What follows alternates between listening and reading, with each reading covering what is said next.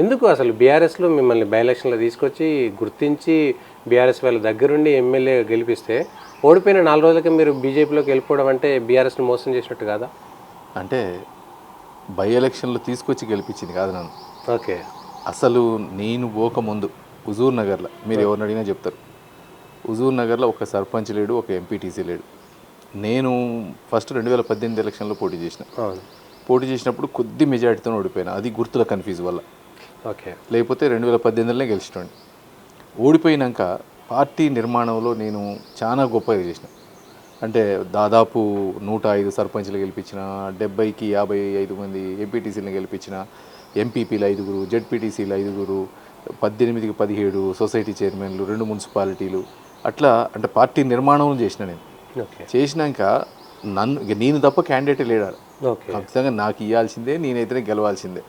దానికోసమే 45,000 మెజారిటీ. అప్పుడు ఇంకా ఆర్టీసీ స్ట్రైక్లని, ఇంటర్మీడియట్ విద్యార్థులని, రకరకాల అప్పుడే ఈటెల రాజేందర్ గారిది చిన్నవి మొదలవుతూ ఉన్నాయి. ఆ టైంలో బాగా పార్టీకి వ్యతిరేకత ఉంది, పార్టీకి కష్టంగా ఉందన్న టైంలో నేను గెలవడం జరిగింది. అది పార్టీకి పెద్ద బూస్ట్.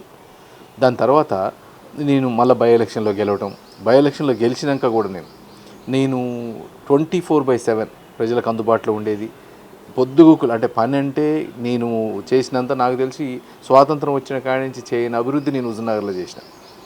అంతమంది ఉత్తమ్ కుమార్ రెడ్డి కంటే మీరు కనుక్కోవచ్చు, అది డైరెక్ట్ ఎవరినైనా అడగవచ్చు. ఏ ఊరికి పోయినా ఈరోజు రోడ్లు వేసిరెడ్డి సైద్ రెడ్డి అంటాడు, ఏ ఊర్లో సీసీలు అడిగినా సైద్ రెడ్డి అంటారు, ఏ ఊర్లో కూడా అంటే మీరు ఎక్కడికి పోయినా ఇది చూపిస్తే ఈ 4 ఏళ్ళలో జరిగిందా, ఇంతకుముందు జరిగిందా అంటే వాళ్ళే చెప్తారు. అన్ని రకాలు తీసుకొచ్చిన. నేను ఏదైతే ఒక మేనిఫెస్టో పెట్టి వాగ్దానాలు చేసినో, ఈఎస్ఐ హాస్పిటల్ కావచ్చు, ఆర్డీఓ ఆఫీస్ కావచ్చు, ఇట్లా చెప్పిన ప్రతి దాన్ని చేసుకుంటూ వచ్చిన, టిక్కులు పెట్టుకుంటా. అంటే నేను ఒక మాట ఇచ్చినా అంటే సైద్ రెడ్డి మాట అన్నాడు అంటే చేస్తాడనేది మా జనాలకు బాగా తెలుసు. అట్లా నేను చేసుకుంటూ వచ్చిన. అయితే నేను బయట ఉండి వచ్చినోని, దాదాపు 15-16 సంవత్సరాలు వేరే దేశాలలో ఉన్నోని, యునైటెడ్ నేషన్స్లో పనిచేసినోని. నేను వీడికి వచ్చినాక అంటే ఒక ప్రాంతీయ పార్టీలో ఉన్నాం. ప్రాంతీయ పార్టీలో ఉన్నాక ఈరోజు దేశ సమగ్రత అయితేంది, మోడీ గారి ప్రభావం అయితేంది, మోడీ గారి ఇన్ఫ్లుయెన్స్ అయితేంది. నాలాంటి వాళ్ళు ఇవాళ లక్షల మంది, నిన్న ఇది చూసినాం పేపర్లో, మధ్యప్రదేశ్లోనే దాదాపు 125,000 మంది ఒకే రోజు జాయిన్ అయినారు పార్టీలని. అంటే ప్రతి ఒక్కరు ఈరోజు నా దేశం నాది అనేది ఈరోజు ప్రతి ఒక్కరికి పేట్రియాటిజం పెరిగింది, నీకు దేశం మీద ప్రేమ పెరిగింది. ఇంతకుముందు ఇట్లా ఉండేది కాదు. ఈరోజు మనం ఒక రాష్ట్రానికి కాదు పనిచేయాల్సింది, దేశానికి పనిచేయాలా. దేశానికి పనిచేయాలంటే మోడీ గారి కిందనే పనిచేయాలా. మోడీ గారి కింద పనిచేయాలి కాబట్టి ఈరోజు పార్టీ మారినాం. దానికి తగ్గట్టు ఇమీడియట్గా ఆపర్చునిటీ రావటం నన్ను, ఎందుకంటే మనకు ఒక హిస్టరీ ఉంది, ఆల్రెడీ ఎమ్మెల్యే చేసినాం, జనాలకి నోటెడ్, మనమైతే పని చేస్తాం అనుకుంటారు కావచ్చు, మనం దాంట్లో చేరటం జరిగింది. అంతేగాని అది కాకనేమో రీజనల్ పార్టీస్ మీకు తెలుసు. ఇక రీజనల్ పార్టీస్ అంటేనే ఫస్ట్ నుంచి కూడా ఈ వారసత్వ రాజకీయాలే ఉంటాయి. ఇలా వారసత్వం ఒక ఫ్యామిలీకి పనిచేసే అవసరం ఉంటుంది. ఇక వాళ్ళు తీసుకున్న నిర్ణయమే, నీ సే అనేది ఉండదు. క్వశ్చన్ అక్కడ వస్తుంది, అంటే అందులో ఉన్నప్పుడు ఎమ్మెల్యే గెలిచినప్పుడు ఇవన్నీ గుర్తుకు రాలేదా సైద్ రెడ్డి గారు? అంటే గుర్తుకు రాకపోవడం అంటే ఫస్ట్లో మనం ఎట్లా 2001 నుంచి తెలంగాణ కావాలా, తెలంగాణ అయితే బాగు, ఎందుకంటే తెలంగాణ బాధలు చూసిన వాళ్ళం ఒక ఊర్లో, ఒక చిన్న కృష్ణపట్టే ఊర్లో ఉండి వచ్చినోడిని. అందుకని తెలంగాణ ఉద్యమం కోసం ఫస్ట్ నుంచి కూడా నేను బయట ఉన్నా ఎక్కడున్నా ఉద్యమం కోసం సపోర్ట్ చేసుకుంటూ వచ్చినాం. ఆ ఉద్యమం సపోర్ట్లో కేసీఆర్ గారు ఉద్యమం చేస్తూ ఉన్నారు. మనం ఎట్టి పరిస్థితుల్లో తెలంగాణ వస్తుంది అనే ఆశ, ఆ తెలంగాణ కోసం వచ్చినాం. దాని తర్వాత నేను 2016లో ఇండియాకి మూవ్ అయినాక నేను మొత్తం యూత్ మీదనే కాన్సన్ట్రేట్ చేసుకున్నాను.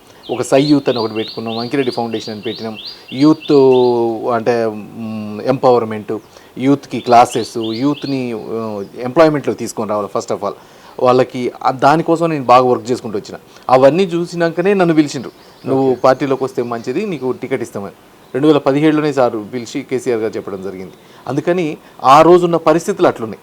నేను ఇలా అంటే మనం తెలంగాణ కావాలా, బంగారు తెలంగాణ, నా తెలంగాణ గొప్పగా కావాలా అంటే ఈరోజు ఉద్యమం పార్టీ అనుకున్న దాంట్లో చేరడం జరిగింది. కానీ ఈరోజు మన ఐడియాలజీ పెద్దది. ఫస్ట్ నుంచి కూడా నేను మాట్లాడినా చేసిన, మీరు ఎప్పటి నుంచి చూసిన అంటే ఈరోజు నేను ఎస్పెషల్లీ ఇంకా ఇండియాలో ఉన్న వాళ్ళకంటే బయట ఉన్న వాళ్ళకి ఎక్కువ తెలుస్తుంది ఏది మోడీ గారి గొప్పతనం. మనం ఒకప్పుడు ఇండియన్ ప్రైమ్ మినిస్టర్ వేరే కంట్రీకి వచ్చిండు అంటే అసలు ఇండియా వచ్చిండంటే వచ్చిండు పోయిండు అని ఉంటుంది, కానీ ఒక న్యూస్ ఉండదు, ఒక ఇంటర్వ్యూలు ఉండవు, ఒక స్వాగతాలు ఉండవు, ఏది ఉండదు. ఒక ఆర్డినరీ మనం ఎట్లా పోయినామో ప్రైమ్ మినిస్టర్ అట్లే వచ్చేది. కానీ మోడీ గారు వచ్చినాక ఇలా ఇండియాకు ఒక విలువ కానీ, ఇండియన్కి ఒక విలువ కానీ, ఇండియన్ పాస్పోర్ట్కి ఒకప్పుడు నువ్వు లైన్లో నిలబడితే సిగ్గు అనిపించేది, కానీ ఈరోజు ఇండియన్ పాస్పోర్ట్కి ఒక వాల్యూ పెంచిండు. ఎక్కడి పోయినా ఇండియన్ అంటే నీకు ఆనరబుల్ వీసాలు ఇస్తూ ఉన్నారు, నీకు ఇండియన్ అంటే అమ్మో చాలా టఫ్ పీపుల్ అంటా ఉన్నారు. దానికి తగ్గట్టు అంటే తను ఒక ఇన్ఫ్లుయెన్స్ క్రియేట్ చేసిండు ప్రపంచ నాయకులలో. ఈరోజు ఎక్కడికి పోయినా ప్రపంచ నాయకుడు ఎవరు అంటే మోడీ అంటాం. ప్రపంచ నాయకుడు ఈ ఫోటోలు చూస్తే మధ్యలో ఉంటాడు మోడీ గారు.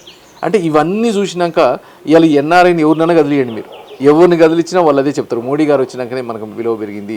ఇవన్నీ చూసినాక ఎట్టి పరిస్థితిలో మనం ఇక ముందు ఏది చేసినా ఈ దేశం కోసం చేయాలంటే మాత్రం మోడీ గారితో పాటు ఉండాలా, బీజేపీలో ఉండాలా. దానికోసమే పార్టీ మారింది.